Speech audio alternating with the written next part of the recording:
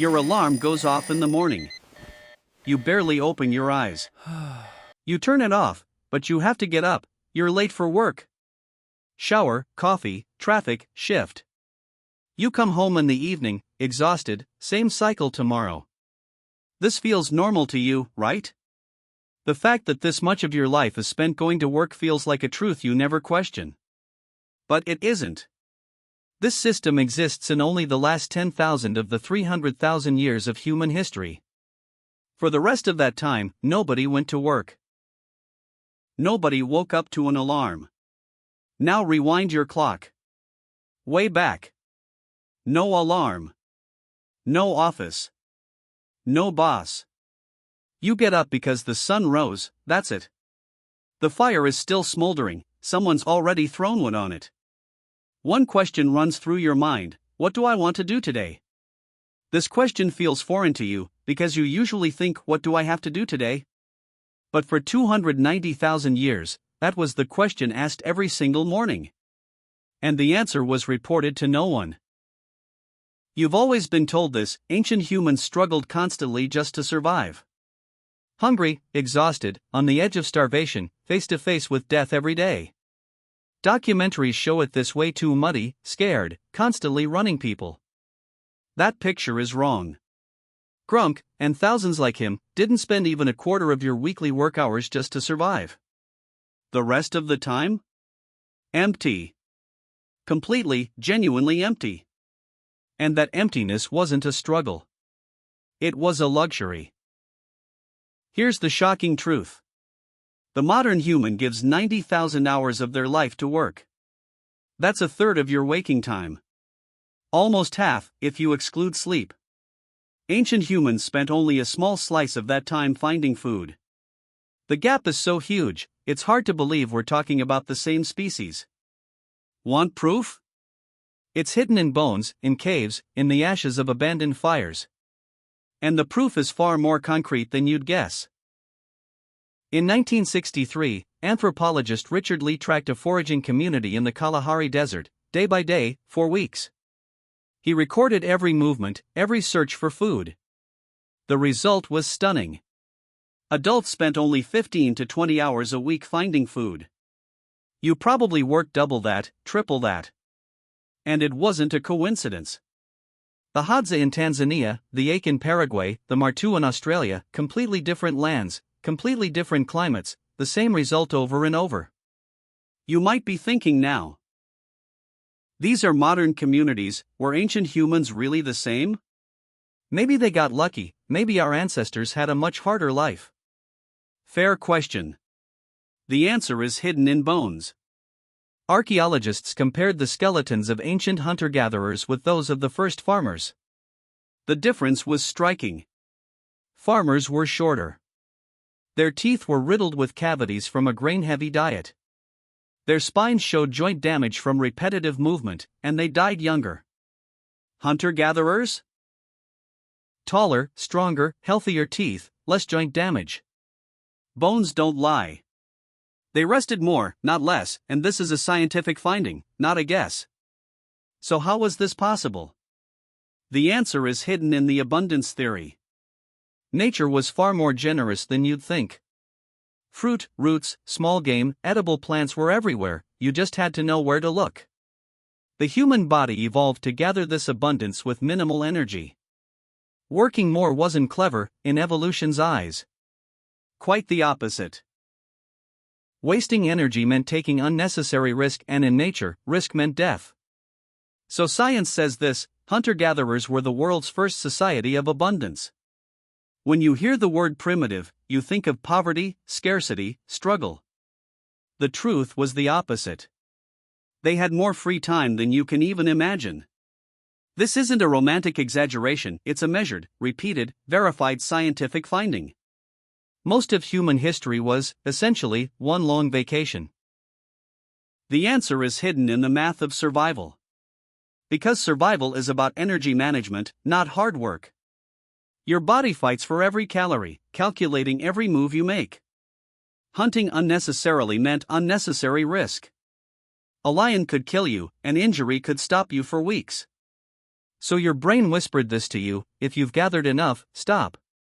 Rest. Save your energy. This wasn't laziness.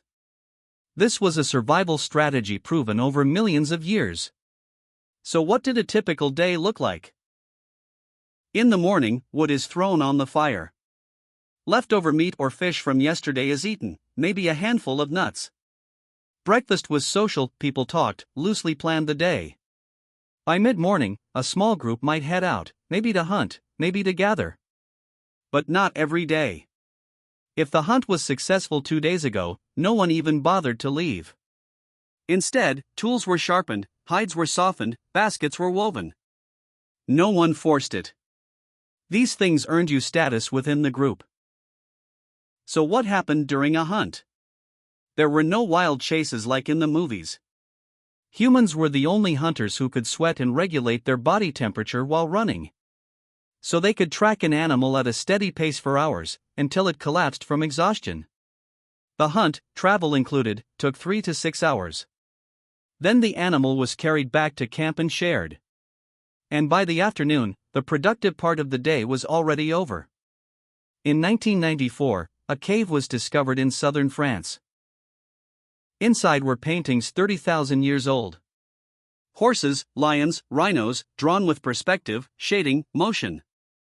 These weren't crude drawings. This was sophisticated art, requiring skill, planning, and most of all, time. Someone spent hours, maybe days, painting by firelight in the deepest corner of the cave. Not for food, not for defense. For beauty. To say something. In a cave in South Africa, archaeologists found 100,000-year-old perforated seashell beads. Small, carefully drilled holes, designed to be strung together as jewelry. The nearest coastline was 20 kilometers away. Someone walked 40 kilometers round trip just to collect shells, then spent hours drilling holes with stone tools. Why? To look beautiful. This wasn't survival. This was self-expression, and that urge is older than hunger itself. In 2008, a 40,000-year-old flute carved from a vulture bone was found in Germany. 5 holes, perfectly spaced, the work of a real musician. So someone sat down and carved a bone not to hunt, not to defend, just to make music. For Grumk, the meaning was simple: if your stomach's full, the next job is fun. Today, you open a Spotify playlist. Back then, someone spent an entire day carving a bone flute. What happened in the afternoon? Nothing, and everything. People sat in the shade, talked, played with the kids. They groomed each other's hair, picked out lice, bonding as they went. They made jewelry from seashells or animal teeth. Adults spent an average of 6 hours a day just being with each other. There was no law or institution to protect you. What protected you was people who trusted you. Your survival depended entirely on your relationships. When the sun went down, something changed. Daytime conversations were practical. Where did you see tracks? Which plants were ripe? Who didn't share their fair share? But at night, around the fire, 81% of conversations turned into stories.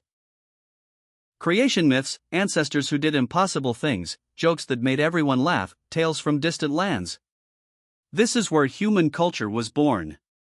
Gods, spirits, the past, the future. Your mind can only wander there once your stomach is full and you're safe. Then, 10,000 years ago, everything changed. In today's Middle East, people started planting crops, domesticating animals. But farming had a cost, and no one could see it. More food meant more people. More people meant more farming. Within a few generations, the population exploded, and there was no going back, too many mouths to feed. The skeletal evidence is clear: farmers worked harder, ate worse, died younger. But the population kept growing. And since that day, humanity never stopped. Cities were built, professions were born: potters, weavers, soldiers, priests, and eventually, workers. Now you gave your time to someone else, and got food in return. Today, you give 90,000 hours of your life to work. You call waking up at 2 a.m. insomnia, but your ancestors slept in 2 phases and used the hours in between to reflect. They woke up free, starting the day with nothing to prove to anyone.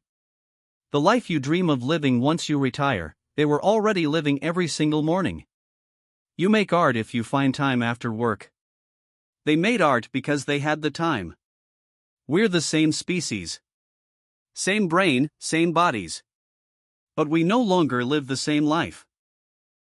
We traded freedom for food security, leisure for population growth, time for productivity.